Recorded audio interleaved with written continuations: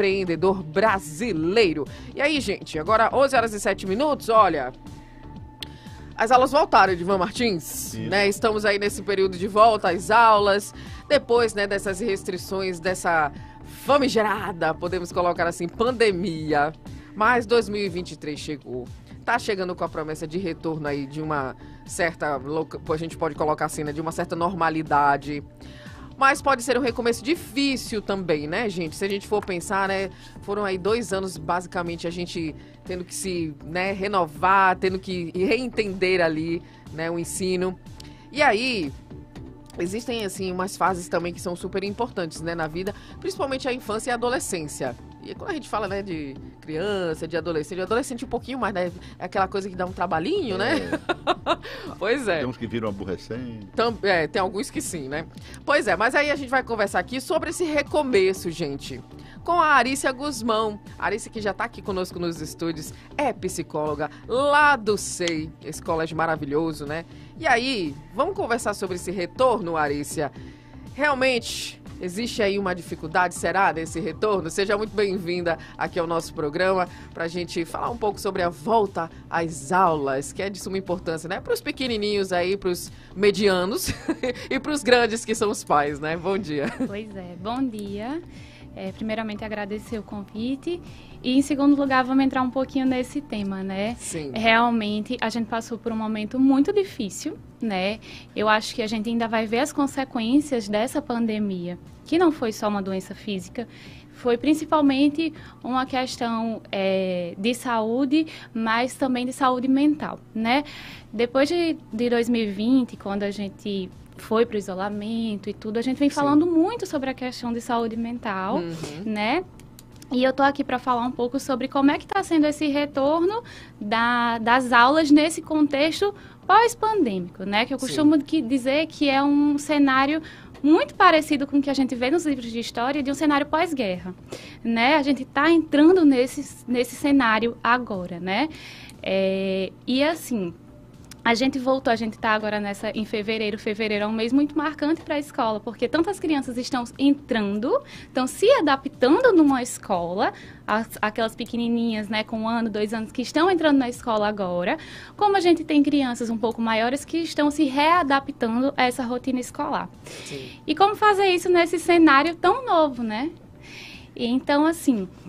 na nossa escola, especialmente, a gente trabalha com muito acolhimento, né? Sim. A gente tem isso como um dos pilares da nossa escola. Então, com os pequenos, as crianças da educação infantil e fundamental 1, é muito importante a questão do contato físico, do abraço, né? Dessa recepção bem calorosa da nossa equipe pedagógica. Esse trabalho tem sido feito com maestria. No Fundamental 1, na educação infantil. A gente tem um dia, isso em todos os níveis, e depois eu vou falar um pouquinho sobre os adolescentes, que tem algumas particularidades. Sim. A gente tem um dia, o dia 1º de fevereiro, foi o nosso primeiro dia de aula, foi só para os novatos. Então, as crianças, elas tiveram a oportunidade, os alunos, né? Porque eu não posso chamar os adolescentes de crianças, né? Mas os nossos alunos, eles tiveram a oportunidade de ter um contato mais próximo com os professores de sala, com a equipe pedagógica como um todo. Desde a direção até o pessoal que vai nos ajudar no processo da higienização dos banheiros, né? Quem eu posso chamar se eu derrubo minha garrafa de água. Então, o objetivo é tanto integrar eles entre si, né? Tipo, poxa, olha... vou chegar amanhã e vai ter um monte de grupinho já formado, mas fulaninho aqui também é novato, né? Como integrar com a nossa equipe, né? Então, com os pequenos, a gente fez muitas brincadeiras, muito calor humano, como eu falei, e... além disso, com os adolescentes, a gente teve uma abordagem um pouco diferente, né? Antes de ir para os adolescentes, a palavra de ordem aí, adaptação para as crianças que vão pela primeira vez. Atenção, mãe, você que que leva o menino para o colégio todo dia, a tia, o avô, que às vezes enfrenta, né? Não sabe assim como lidar quando a criança chega em casa, porque há um desligamento da criança com a família, né? Nos primeiros dias, né? Ele está ali com aquele aconchego, aquele costume, em casa e tal, aí entra numa sala de aula, aí é aquela coisa nova, né?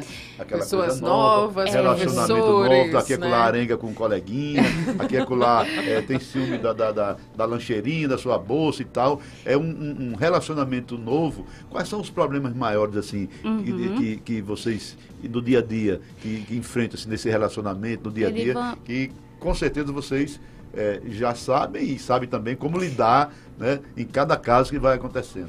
E, particularmente, as crianças que estão entrando na escola, que são bebês da pandemia. Então, crianças que nasceram em 2020, elas nasceram em um contexto de isolamento. Então, ela era fechado, né? E os principais cuidadores. Sem coleguinha, né? Exatamente. Nossa, é verdade. Então, nesse processo de entrada dos pequenininhos mesmo, né, para os pais, avós, né, tem vários avós que vão, tios, enfim, cada família tem uma configuração de organização dessa rotina do início da vida escolar. Mas tem alguns elementos que são importantes as famílias se conectarem nesse momento. O primeiro é que é muito difícil para os pais também. Então, uma adaptação para a criança é uma adaptação para os pais. Tanto de rotina, como emocionalmente, né? Aquele bebê já não é mais só minha responsabilidade. Aquele bebê aquela criança, né, pequena, é responsabilidade também de uma instituição, né? E os pais, eu vejo que eles estudam muito antes de escolher uma escola para os seus filhos. Então, é muito importante que esses pais, avós, enfim, tenham essa segurança, se conectem com essa segurança que foi estabelecida lá na visita, quando eles entraram, quando eles escolheram a escola. Então, vamos se conectar com isso de que eu escolhi essa escola porque eu confio, porque eu gostei da proposta pedagógica, né? Então, os pais é importante que eles se segurem nisso de meu filho está seguro, eu confio nessa escola, enfim. Outro ponto que é muito importante é a família estabelecer uma rotina. Né? Então, a criança ir dormir, já deixar o material organizado, a bolsinha, né? O lanche de preferência já preparado, né? E que a criança participe dessa organização do material para o dia seguinte, para esses primeiros dias de aula. Depois, acordar cedo, se a criança estudar de manhã, obviamente. Acordar cedo, tomar um café descansado, se arrumar, a criança participar desse momento de se arrumar para ir tomando consciência de que aquilo está tomando forma, né? De que a escola, ela já está entrando ali na escola, entrando no ritmo da escola quando começa a colocar a fardinha, né?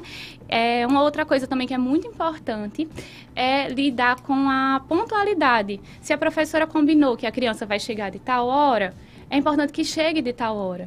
Viu que a criança está com dificuldade de acordar mais cedo, assim, acordar naquele horário, tenta puxar um pouquinho mais cedo, já ir estimulando para ele acordar, para chegar naquele horário combinado. Que é muito importante que ele participe dessa rotina dentro da escola. E a assiduidade também. Porque o que acontece nesse momento de adaptação é que a criança, às vezes, não quer ir para a escola. Ela começa fica em casa, chorar, né? E já aí causa aquele coração já fica agora, apertado, né? Isso. Nessa volta agora, porque vamos dizer que começou lá no ano, né? Começou o ano, aí teve as fériasinhas, todo mundo nas praias e tal, outra vida, outra história, acorda a hora que quer, dorme a hora que quer, brinca, vai pra praia e tal. Tem problemas também nesse retorno? Tem também. Essa readaptação é difícil. Até mesmo pra gente que é então, adulto. Tudo na boa, nas praias, correndo, comendo tudo, toda hora. Que nem a gente, depois que tira o mês de férias, né, do nosso trabalho, é um pouquinho difícil os primeiros dias. Mas é por isso que é importante a assiduidade. Porque a rotina escolar não vai mudar porque a criança tá com mais preguiça naquele dia. Não é verdade? Então, é importante que ela tenha essa segurança que as coisas vão continuar funcionando, mesmo com aquela preguicinha de manhã, essa dificuldade de adormecer de noite, para ir se acostumando, se reeducando, né? Entrando novamente nos que já eram veteranos, né? Nessa rotina. Muito bem. Deixa eu fazer outra pergunta aqui para você. A gente estava falando mais especificamente com relação às crianças, né? E aí você começou a falar sobre os adolescentes, que como o Edivan Martins colocou aqui, de vez em quando a gente coloca esse adjetivo, mas não é um adjetivo... não é um adjetivo na maldade, né? Que são os aborrecentes, né? Mas eu acredito que hoje a gente consegue, né? Exatamente, a gente consegue driblar muito mais isso, né, Arícia? E aí, como é que é essa adaptação, né? Como é que é esse início também para os adolescentes? Que já, às vezes já tem ali os amiguinhos, né? O que chega novo ali, até mais difícil, talvez, uma adaptação, né? Como é que vocês agem lá na escola com relação a isso? Então, a nossa conduta, né, já faz 2 anos que a gente mudou um pouco a conduta desse primeiro dia de aula. Né? Essa coisa do primeiro dia de aula com os novatos já é uma prática mais antiga, mas o que é que a gente inovou? Sim. A gente sabe, né, voltando para a questão da saúde mental nas crianças e adolescentes, aparece de uma forma diferente do que nos adultos. E para facilitar esse processo de mais uma mudança, porque vejam, em poucos anos, se o adolescente tem 15 anos, faz 3 anos, né, que a vida dele mudou bastante. Sim. E aí agora uma mudança de escola, por exemplo. Né? Entrou no primeiro ano de ensino médio, uma mudança de escola. O que é que a gente tem feito para acolher esses adolescentes? A gente também tem o primeiro dia só para eles, só para os novatos. Só que, diferentemente dos pequenos, a gente coloca um aluno, a gente convida um aluno já veterano para ser o que a gente chama de aluno guia daquele novato. Sim. Então, é uma função como um apadrinhamento. Sim. E aí, essa pessoa, né, esse adolescente, ele vai poder conversar com esse outro colega, que já é veterano, para tirar dúvidas sobre como é que funciona, por exemplo, a cantina. Como é que funciona a coordenação, né? Quem é que está ali para auxiliar? A gente tem toda uma programação diferente, teve toda uma programação diferente no primeiro dia e a gente teve o aluno guia que ficou lá com ele. Um dia com esse aluno novato.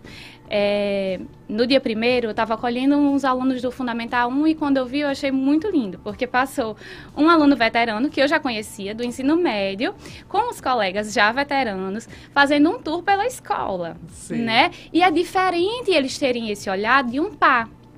Né, de alguém que fala a linguagem deles. A gente, por mais que a gente se esforce, a gente tem recursos, a gente estuda e tal, mas é diferente. E além disso, fortalece os vínculos, né? Dele chegar no outro dia e não ser aquela multidão de gente. Não, peraí, fulaninho aqui pode me ajudar nisso. Sim. Né? Alicia, você que é responsável ali, tá à frente dessa questão psicológica, né, dos alunos, o que foi que você observou, o que é que você observa que são ali as principais dificuldades depois desses 2 anos aí, 2, 3 anos de pandemia? O que é que você observa que os alunos ali acabam chegando na escola com essa ou outra dificuldade maior? Entendi.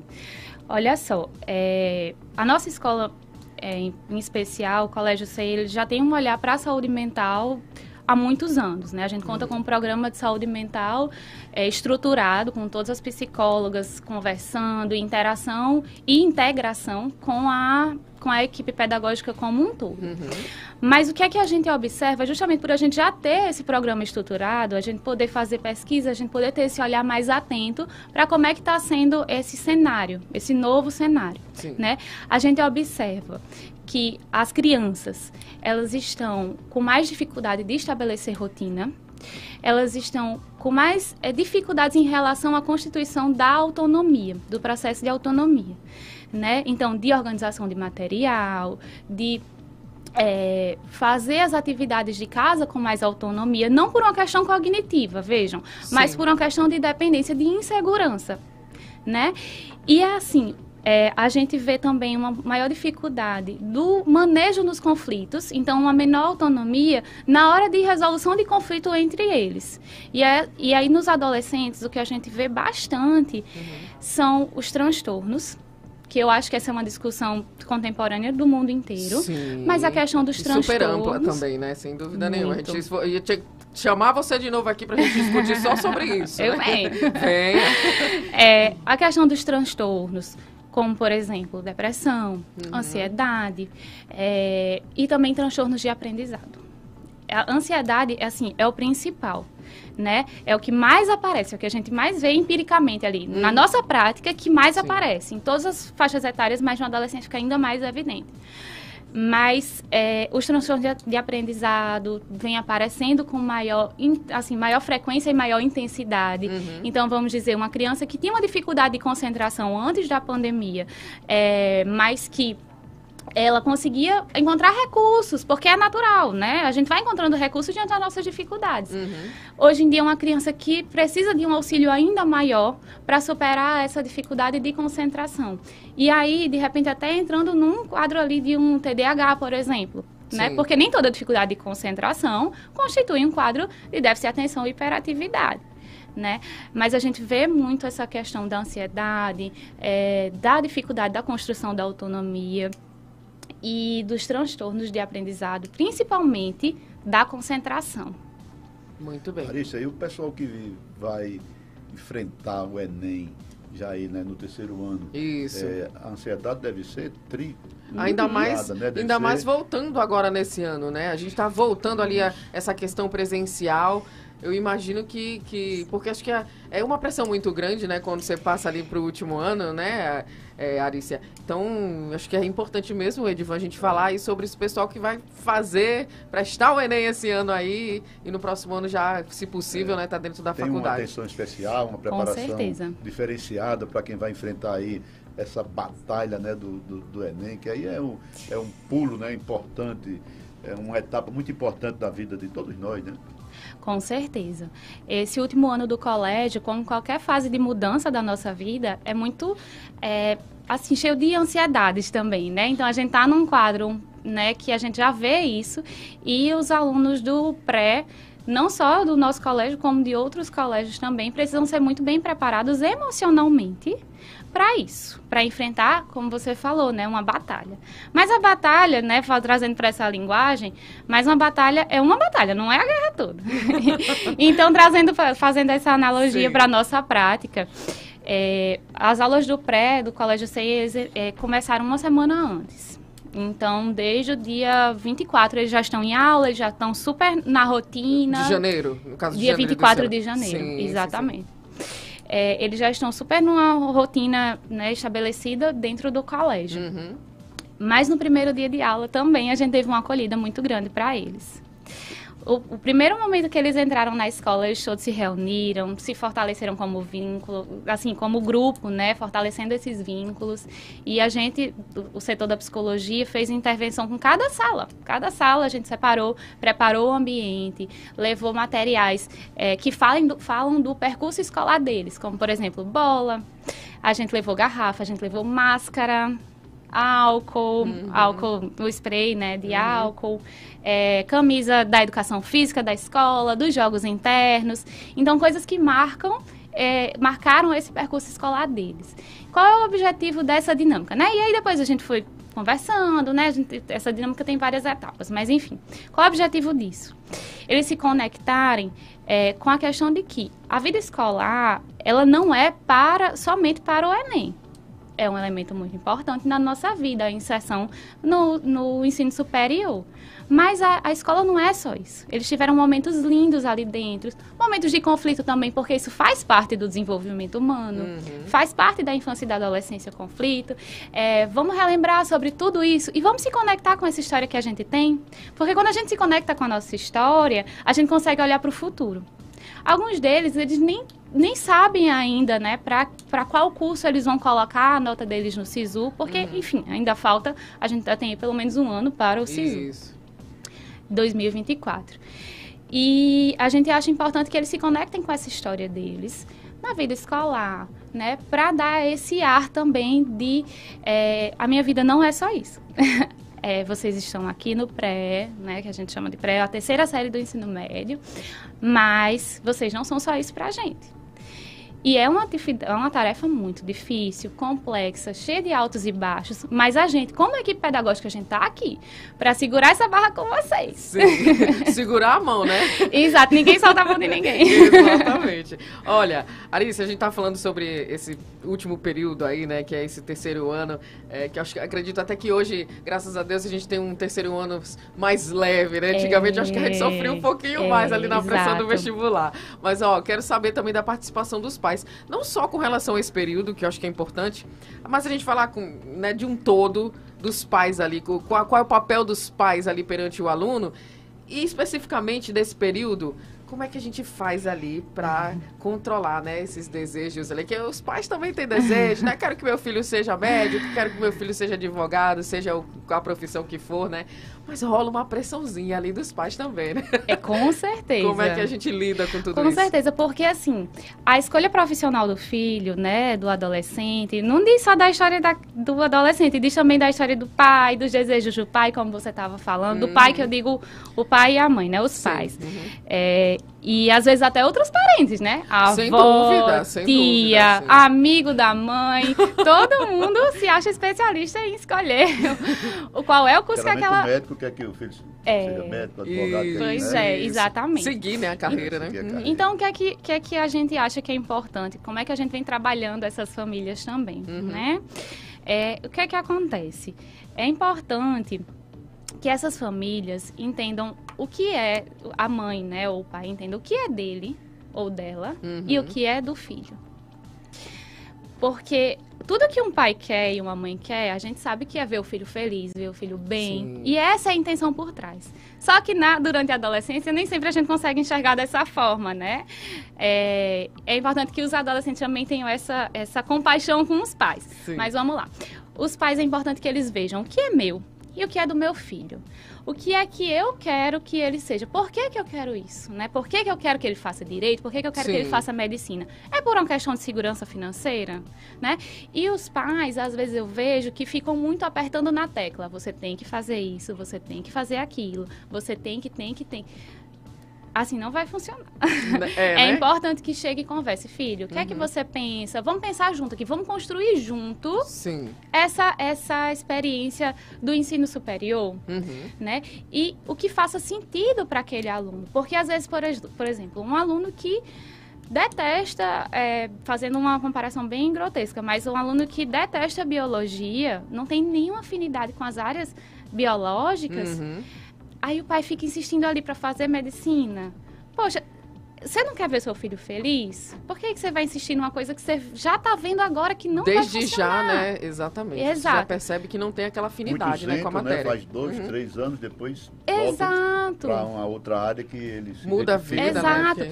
A gente, além disso, trabalha bastante com as famílias e com esse fortalecimento também do adolescente, de saber o que ele quer, né? Não só do curso, mas o que eu quero atuar. Porque hoje em dia a gente sabe também que o ensino superior é mais uma oportunidade da gente abranger a nossa função, o nosso trabalho. Porque, às vezes, por exemplo, na psicologia, a gente tem o psicólogo, pode ser o psicólogo clínico, hospitalar, que são áreas mais tradicionais, mas a gente também tem profissionais da psicologia que atuam na publicidade, né? Então, Você assim, queria tem ser umas psicóloga áreas... desde pequena? Não. Mudou no meio do Então, caminho, assim, né, Arícia? Mudei no meio do caminho. Então, assim, os pais precisam se conectar com o que é deles, o que é do adolescente, né? E entender, poxa, por que eu quero que ele vá para essa área? É por isso. E eles podem falar, eles podem se colocar nesse lugar também. Filho, olha, eu queria muito que você fosse, pegando o exemplo da medicina, eu queria muito que você fosse médico, por isso, por aquilo, outro. E estar aberto também para ouvir qual é o pleito desse adolescente. O que é que ele tem para falar, né? Sim. Porque é muito fácil a gente falar que é assim, assado, né? E não abrir para discussão. Vamos abrir para discussão? Vamos conversar? E assim... Ao passo que o pai e a mãe consegue fazer isso, ele vai construindo junto do adolescente. Ao invés de ficar no lugar de oposição, ele vai se aliar e vai construir junto com ele. Isso, e até entender, né, a cabeça também do adolescente, né, o que está acontecendo ali naquele mundo, que é tão específico, tão grandioso. Então hoje em dia, importante. inclusive, no ensino médio, a gente nem traz tanto essa versão do o ensino superior, tal curso. A gente trabalha, inclusive, não só na escola, né, como no Brasil inteiro, a questão do projeto de vida, né? O que é que eu quero para a minha vida. Né? Não... Inclusive, as mudanças estão ocorrendo até dentro mesmo desse plano da escola, né? A escola já modificou bastante. A gente vê aí as mudanças, né? O vestibular mesmo, até certo ponto, ele não existe mais, né? No formato que era.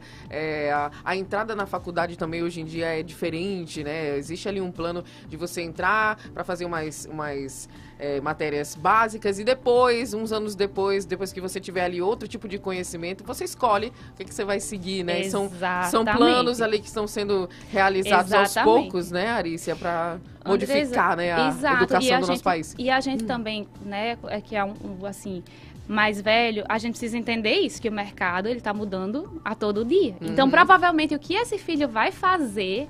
executar ainda não existe. Já tem isso, né? Que a gente tem que pensar com essa perspectiva também, né? Que as mudanças, elas ocorrem super rápido. Os alunos especiais, eles se enturmam. Com certeza. Se enturmam, né? É uma educação integrada, né, para que cresçam juntos, e também a consciência dos coleguinhas, né, de lidar, de se relacionar. Isso vocês também fazem um trabalho nesse sentido de respeito, né, de trabalhar junto, né, de crescer junto. Exatamente. Na verdade, na nossa escola, a gente trabalha com a perspectiva de que cada pessoa é única. Então, cada um tem a sua forma de aprender, tem a sua forma de lidar com frustrações, tem a sua forma de lidar com a organização do material. E dentro disso, a gente tem algumas especificidades, não é verdade? Mas a gente sempre tenta trazer nessa perspectiva que cada pessoa é única e a gente precisa respeitar e aprender a lidar com a pessoa dentro da especificidade dela. Né? Realmente a gente tem trabalhado muito com essa proposta no caminho da inclusão, né? Então a gente tem, pegando também o gancho da questão dos transtornos de aprendizado, a gente faz, por exemplo, adaptações de como avaliar aquele aluno, como avaliá-lo cognitivamente, como avaliá-lo socialmente também, as habilidades sociais, as habilidades cognitivas, sem uma questão de, todo mundo tem que atingir esse score, todo mundo tem que atingir essa nota, todo mundo... Não, peraí, vamos lá. Como é que esse aluno aprende? Como é que esse aluno lida com as relações sociais? Vamos entender, vamos fazer aqui um mapeamento, vamos entender e vamos falar a linguagem dele, vamos nos adaptar a como ele funciona, para que a gente possa construir essa autonomia cada vez maior desses alunos, inclusive os que têm algum tipo de necessidade específica. Muito bem. Arícia, quero te agradecer demais por todos os esclarecimentos. Eu acho que é importante, né, uma discussão como essa. As aulas estão voltando aí, que a gente pode colocar dessa forma, ao normal, né? Todo mundo voltando aí a presencialmente na escola, né? E é importante todos esses aspectos que a gente tratou aqui hoje, sem dúvida nenhuma. Quem quiser encontrar a Arícia Guzmão, corre lá no SEI da Romualdo, né? Que você tá por lá. Isso. Nossa escola tem 2 unidades, a unidade da Roberto Freire e a unidade da Romualdo Galvão. Pronto. E eu fico lá na unidade da Roberto Freire, mas é o mesmo trabalho. É o mesmo trabalho, né? Mas... Muito bom, né, ter psicóloga assim na escola, né? Nossa, eu queria que na minha época tivesse. Eu ia viver lá. É só no bolo. Ainda bem que a gente evoluiu, né?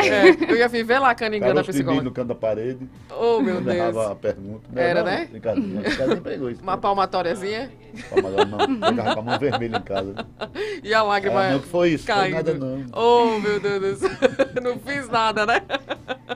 Arícia, muito obrigada mais uma vez, viu, pela sua presença aqui no programa. Olha, 11h35, deixa eu só falar aqui da nossa New Energy, Edivan Martins.